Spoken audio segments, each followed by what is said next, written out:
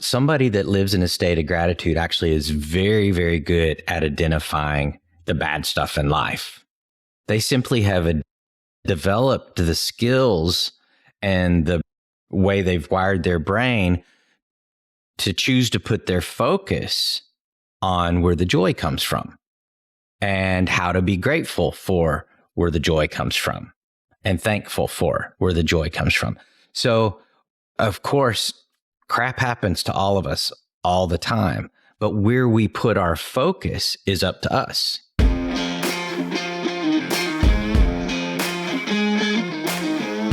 Hey, you leader, entrepreneur, business owner, solopreneur, whatever you call yourself, we know you're a visionary business builder, wealth seeker looking to combine a passion for doing good with leading consciously. It's time to shift from a traditional focus of pure wealth accumulation to one that integrates well-being and fulfillment. This is the Conscious Edge podcast, and I'm Alecia St. Germain, entrepreneur and coach. Along with my friend and wellness advocate, Jonathan Duggar, we're diving into what it means to embody radical self-acceptance while still evolving to lead with compassion and kindness. We're sharing our own experiences and expertise as we unpack imposter syndrome, perfectionism, procrastination, and all the other things that lead to burnout and keep you from experiencing pure joy, business growth, and maximum impact. This is a safe and supportive space to explore what it means to be a human creating wealth and building a business. You're here for a purpose, and it's time to shine your light. So here we go. Alrighty, welcome back. And if you're just joining us for the first time, I want to say we are so excited that you found us. And if you enjoy this podcast, please make sure you take a moment to subscribe. My name is Alecia St. Germain. I'm the founder and coach at The Conscious Edge, which is my company where we help women work through procrastination, perfectionism, imposter syndrome, all the ways that you self-sabotage and get in your own way, and help you learn to build your business without burnout. And I am joined by my amazing co-host, Jonathan Duggar, who is... Hello, everyone. I will let you talk a little bit quickly, just for anybody who's just joining us, what you do in the world. Oh, wow. So this is a 2-hour-long podcast. Yes, because if we looked at it, if you listen to episode number 4, we've decided, Jonathan, on paper is like 105. And then he goes, maybe I am. And then I go, oh, I need your beauty secret. Oh, goodness. So I am a real estate investor. Is my pension, as where a lot of my finances come from. My passion follows along the lines of helping people heal in a variety of ways. I have a background in clinical and sports psychology and in wellness and holistic health. So I work in a lot of those arenas. I also do a lot of executive coaching and corporate training, leadership development, a variety of things in corporate settings. But he likes to go a little in. less of that than used to. Yeah, I was like, you like to go into those corporate toxic places and turn them on their head and teach them how to treat people like actual people. Exactly. How do we speak a language that's actually going to help build everyone up as opposed to tearing them down and those types of things? Yes, I love that. I've been diving so much more into compassionate leadership lately, and just being the theme of the podcast around humanness of building wealth and the humanness of just, they're talking about managing people. I always hear people talk about managing people versus like leading people. And there's a big distinction between that, but we will have that on another podcast, right? So Today, though, we wanted to talk about gratitude and gratefulness. And I don't know if you've ever experienced this. Have you ever had moments in your business where you are impatient with the results? Oh, like you're absolutely. having trouble waiting. In fact, I would just tag lack of patience or the need for patience as one of my biggest challenges in general. So, yeah, absolutely. So you're given many opportunities to practice it, right? Yes, Exactly. Yeah. Exactly. And I see that across the board with entrepreneurs that I work with, and just conversations I hear is that people get so frustrated waiting for the results and being patient with everything falling in place. And so then they start pushing and pushing and pushing. And then that's when the burnout starts to set in, because they're trying to control every aspect of what is happening. Absolutely. And so I was thinking recently, I would say maybe around, I don't know, Christmas time of 2023, I was just feeling very frustrated with where we were just in general in life. And we bought our house in 2008, got a great deal on it. Like, it's been a fantastic investment for us. And it was builder's grade. And so I had this vision of what this house is going to look like. And it's still not there. And it's 2024 now, right? And so I was very frustrated and just feeling very stuck. And then I started to think about everything that we have accomplished since we moved into this house, because we bought our house and then we got married. And on our wedding day, my husband got laid off from his job in drug sales. So he started on a path to becoming a fireman paramedic, which was something he dreamed of doing when he was younger, and limiting beliefs stopped him from that. We had 2 babies, started this business, like all of these things, and started looking around. What did we do on our house? What have we put in? Like, I have this gorgeous office that I love, beautiful floors. Like, we did the cosmetic, this is the one complaint I have about houses, is why is all the big ticket items, like the roof and the furnace and all that stuff, like you never have the opportunity. Yeah. Like, I want to put the pretty stuff in, and I'm spending money on a roof, right? So my point being, though, we have accomplished an incredible amount of things, and we're very close-knit as a family. We do things with our kids. I get the opportunity to arrange my schedule in a way that I'm very present with my kids, which was my number one goal in having kids. And my husband chooses not to work overtime. He could, but chooses not to, because we want to be together as a family. And so when I started to really drop into gratitude, none of the things about my house bothered me anymore. Amazing how that works, isn't it? And it has stuck with me. It has really stuck with me. Like, oh, I don't know that that matters. I don't know that it ever did. Otherwise, I would have made it a priority. But I forgot that we have created so much. And so that's one of the first places I go with my clients when someone is like in overwhelm or they're in some kind of like self-doubt. We always start our coaching calls with wins. And I think people feel like it's like this fluffy thing we do. And it's not. It's to prime the brain. So can you, as our expert, kind of differentiate between gratitude and gratefulness? Because we're talking about both today. Gratitude and gratefulness are distinctly related. And gratefulness, you could also say thankfulness.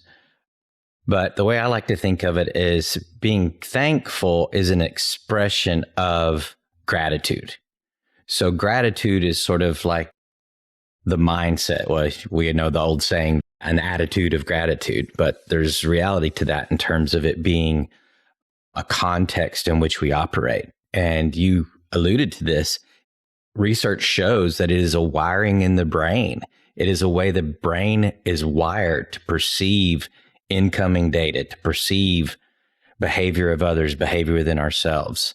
And it's something that we can adopt and learn, because unfortunately, our default most of the time is to focus on what we don't have, what is lacking, what is missing, where the deficit is, as opposed to the other side of that, of counting our blessings, of looking at what really is important to us, where the meaning is, where the joy comes from.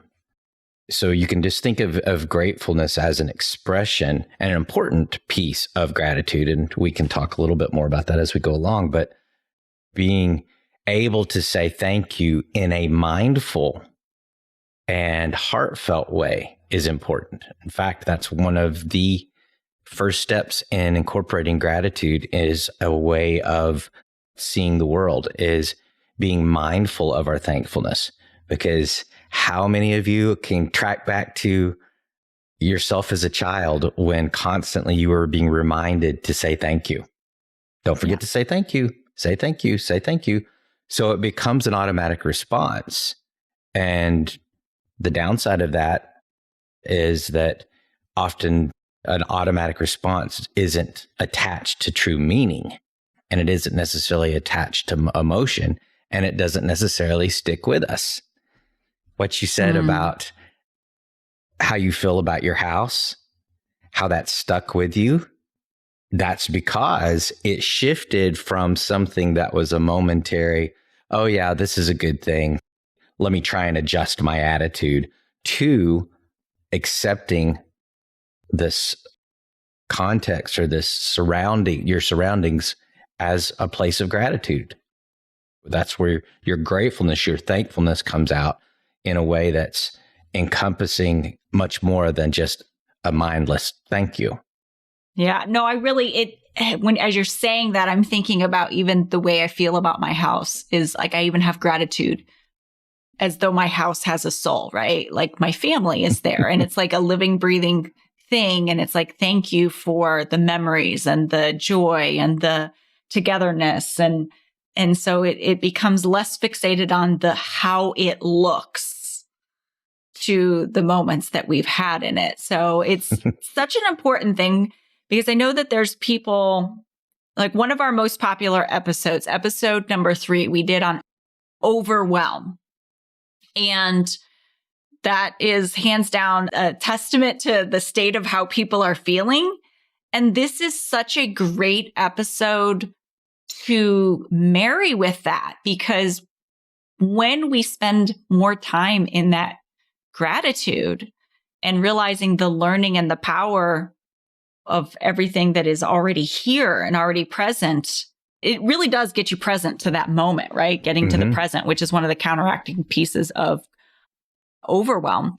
But you recently had an experience, I know, when you're in the area where that was affected recently by some tornadoes, and you had experienced a situation where gratitude isn't always for the good things that are happening, but also finding gratitude in sometimes the hard moments that are happening.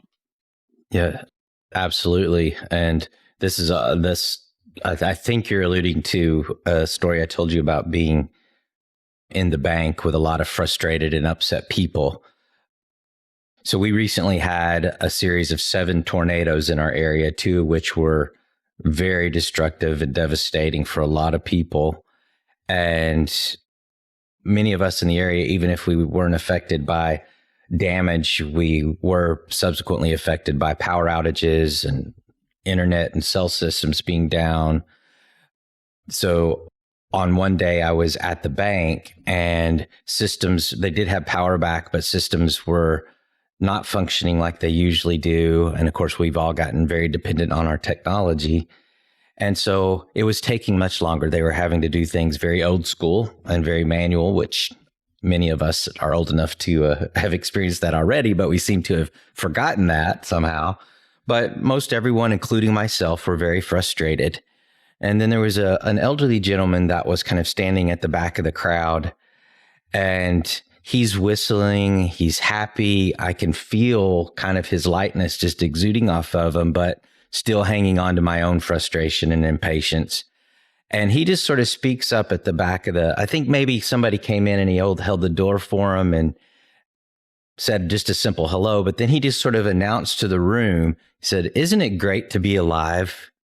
And we have so much to be thankful for that we're able to stand here with a roof over our heads and be with each other in this way and be able to get access to our money, and that we have money to spend and we have money to spend things on." And he kind of just went down this little list, and you could feel the energy in that entire place, from every customer to the employees. You could just feel the energy shift, and people started smiling and kind of giggling and talking to each other. and thanking other people. I hadn't heard one thank you, at least in a heartfelt way, that left an kind of impression on me. And then it just started and it snowballed from there. And I was there for another 45 minutes, but the experience became much more joyful and much more relevant to a place of gratitude and gratefulness. So, and it was all from one man simply expressing some kind words, some thoughtful words, and some thankful words in a moment that wasn't the best situation, but a lot better than it could have been. And that was kind of his point, I think. Mm-hmm. So, yeah, no, it's really, really powerful. Yeah. And there's, it really, I track back to the research, to the science behind a lot of different things. And there really is good science behind this concept or this domain of gratitude. And one researcher, the name is Dr. Robert Almonds, and he's at the University of California, Davis, I think. But he's been doing research in this area for quite a while. And he's found very far-reaching elements related to health and mental health that are affected by gratitude or the lack thereof. But I saw a little blurb. In fact, if you Google him, you'll find lots of little YouTube videos about different presentations he's done. And he's very interesting to listen to. But he had a statement that I think it was during a TED Talk, and somebody asked a question, well, is gratitude really that powerful or something like that? And he said, if you all think back to defining moments of your life when you felt most in line with other people, most in line or in sync or happy about a situation, there's going to be an element of someone expressing gratitude and gratefulness, or an expression of gratitude towards you or from you or both. And he challenged everybody to kind of do that. And I kind of went down that path and was like, oh my gosh, that's absolutely relevant. But he sums it up. He just says, if you want to decrease stress and you want to have more joy, have more gratitude. Be grateful, be thankful. And there's so much relevance to that. It's simple. It's not a earth-shattering in concept, but it is an impact. Mm-hmm. So, don't you think, I was just reflecting on this, so much of what makes life joyful and fulfilling and makes your business grow exponentially and gives you better relationships is so simple. Absolutely. Not easy. Good distinction. But simple. And so Absolutely. sometimes when people hear it, they want to dismiss it. They want to dismiss these simple things. And part of what I want to do is bring simplicity to some of this. It really is simple things, but it's the hard part is the practice and being present to the fact that these are things you have to practice. In fact, as we started the show, you were saying that this is a skill that can be learned. And so one of the things that happens in our brain is we have these neural pathways that we develop when we're young. We develop them much faster when we're little. And as we grow up, we have experiences, we learn things, and then the brain kind of decides which neural pathways are most commonly traveled. Those become habits. Those become parts of your personality, ways that things are expressed, beliefs that you have. And then other things are not your natural tendency. And it's really, if you put it to more simplistic measures, it's like the pathway just hasn't been traveled as much. And so when we talk about something happens and you immediately go to the criticism, you immediately go to what's wrong, what's lacking. But if you refocus to, and I was one of those people, my mom would tell you, I had a tendency to be negative and to focus on negative and to be critical. And I still will have to be really careful sometimes because I'm going to see it, but then I'm going to catch myself, and I do it faster and faster, where it's like, oh, okay, this is what's good about this. This is what's lovely about this, or this is what I'm learning from this. So it really is a practice, and you do it enough times, and then that neural pathway is so much more natural. It doesn't feel weird or fluffy, or it's just like, oh, I just feel better when I do this. And so the brain naturally seeks pleasure, avoids pain, right? So it's like, oh, this is pleasant. Let's go here. Well, and we, not only are we from a very early age starting to be wired in a way that can trend toward the negative or focusing on the lacking or the lack thereof, but we have a culture that's consistently reinforcing that. So, I mean, if you read reviews on any restaurant, any airline, any product, anything, 90% will be negative. And that doesn't mean there's not just as many positive or even neutral. It's just we are so much more likely to express a negative standpoint, a negative review, a negative perspective than being willing to step forward and express gratefulness. But once you start really practicing gratitude, and I've known you for a very long time, and I've seen the shifts over the years of how you incorporated things that were more positive and less fear-based and more proactive, and being willing to share that with others, which that's a huge part of incorporating gratitude into your life, like rewiring your brain for gratitude, is being willing to express it. And you do a phenomenal job on social media. I know if you do a piece on social media, I know I'm going to pull joy from it because it's going to be, that's your intention behind it. And it comes through. So a big part of rewiring the brain is not only learning to focus on those moments and the simplicity of those moments quite often and find the joy in those moments, but learning how to express it. And if someone else or a circumstance is partially responsible for that joy, expressing that thankfulness, that gratitude for it. It's almost like it solidifies the gratitude when you are thankful. Even if it's not out loud, if we get used to doing it internally and say, I am so thankful. We just say to ourselves, I am so thankful that I have this house. I am so thankful that my family and I get to spend the day together. But it's that expression that helps ingrain or reinforce that state of gratitude.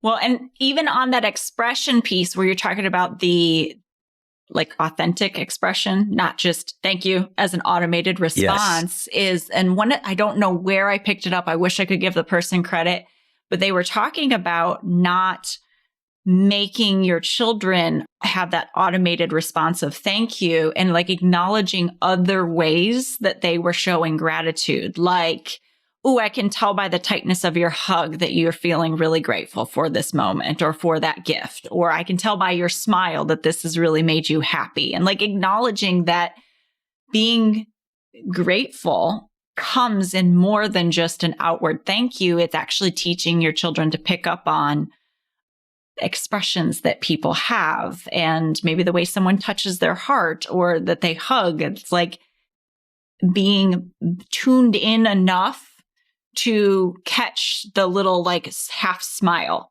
that's on someone's face as they walk away or something like that. Yep.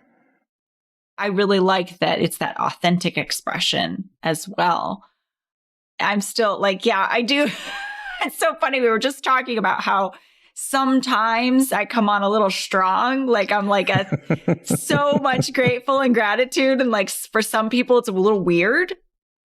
Because when I see something that I just think is moving, I mean, that's for me, a lot of it is I'll see a speaker or whatever on stage and they have an amazing talk. And I'm like, oh, that was the best talk I've ever seen you do. And it's I am legitimately witnessing you in your amazingness. And I want to just tell you made an impact and I'm grateful. And sometimes I come on in a way that's a little bit weird for people. And so I was telling you and I were talking before and I'm telling my husband and he's like, you got to learn to kind of rein that in. And so it's just funny how I think I referenced it as portioning out the pasta. Instead of giving them the whole pan of pasta, they need a portion, a portion that's digestible in the moment. No, that's, well, this is actually segue into something else we're going to cover in another episode, but our culture also gets uncomfortable with being thanked, receiving thankfulness and receiving someone being grateful. Especially enthusiastically so. Right? Right. Well, so just for all of you introverts out there that have had to learn, you said this so perfectly. To all of you introverts that have had to learn how to put yourself out there as entrepreneurs, you got to put yourself out there. You got to develop the skill of being out there and networking. So extroverts sometimes have to balance the skill of turning a little bit inward and rein that stuff in a little bit. So we all have our stuff. Yeah, exactly. I was referencing that I've had to learn to extrovert over the years, and it was a skill that you could develop. So Alecia is learning to reel it in just a little. Oh, well, that's a good challenge to have. Much better than the other way, I think, around. So, right. And so one of the things that you had mentioned, though, is with gratitude. And I actually wanted to address this because I know someone is triggered and thinking it. This is not toxic positivity. Absolutely. Yeah. So in fact, it's come up in a couple of other episodes. This whole sort of concept of false positivity or fake positivity is just rampant because it is a thing. I mean, we see it in advertising, we see it in media. The whole put a smile on your face regardless of how you feel. And that's not what we're talking about at all. In fact, it's quite the opposite. Somebody that lives in a state of gratitude actually is very, very good at identifying the bad stuff in life.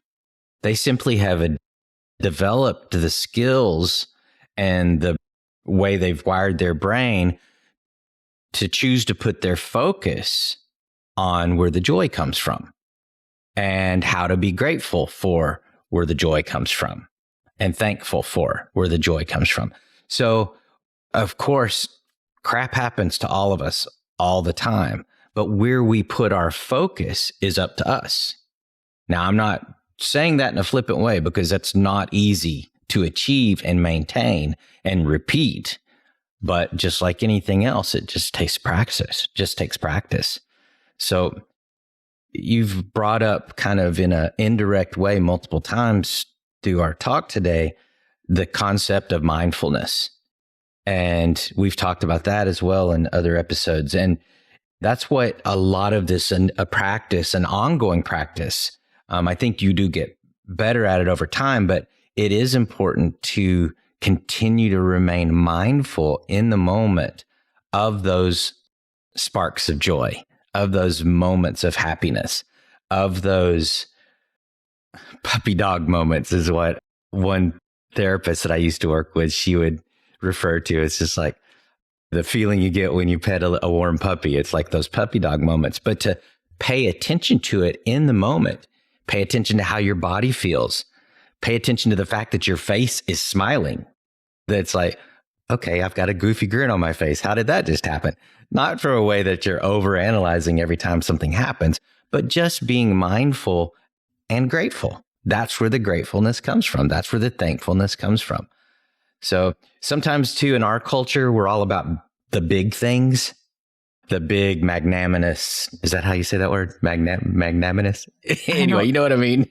The big gestures that this billionaire gives money to a cause well, those things are great, but that's not where this context and this brain wiring of gratitude comes from. It's the little things and the acknowledging and the gratefulness for those little happy moments throughout every day. Yeah, it's so powerful. So believe it or not, we're down to the end of our episode today. So just if we could recap really for you, especially, I just really want to speak to you, especially, I think it's easy to do when times are good. It's easy to be like, okay, yeah, everything's great. I'm so grateful for everything that's happening. But especially today, if you're having a frustrating moment, something is taking too long, you're standing in line, something doesn't go the way you want it to, I think one of the best pieces of advice I've heard you say, Jonathan, is look for the gift in it. Look for the gift in it. And that is the fastest path to gratitude, is to find the gift. Whether sometimes that's, I tell myself a story that it's good that I'm late because maybe I avoided a car accident, or whatever it is. Maybe that's like a little made up, but I can just as easy tell myself other stories too. We do it all the time. We tell ourselves stories. And Absolutely. so why not choose a story of gratitude versus a different story? And so just really taking that time to connect into it, it will shift in moments when I get on a coaching call with my clients and I say, okay, what are we celebrating? Or I get in 3 minutes, someone will say, oh, now I feel better. I feel better. Like I'm ready to receive the coaching. I'm ready to receive whatever the gifts are because now my brain is ready. Yes. And so absolutely. We're going to do next week's episode actually on receiving. So make sure you subscribe to the podcast to make sure that you get notified when that next episode comes out. Because if there's one thing I know is rampant, is this inability to receive the gifts that come. So with that being said, everyone, I am sending you so much love. Be well, everybody. Thanks for listening to the Conscious Edge podcast. Make sure you subscribe and take a moment to be kind and share this episode with someone you care about. Leave a review to help us bring more compassionate leaders building businesses and creating wealth to the table. And for show notes, head over to consciousedge.com/podcast. This podcast and the linked materials are presented solely for general information, educational, and entertainment purposes and should not be taken as personal or medical advice or any kind of mental health treatment. Please consult a medical or mental health professional if you feel you need such services. Please be advised that all investing and entrepreneurial endeavors involve risk, and the use of the education and information on this podcast and linked materials is at the user's own risk. This podcast is part of the Sound Advice FM network. Sound Advice FM, women's voices amplified.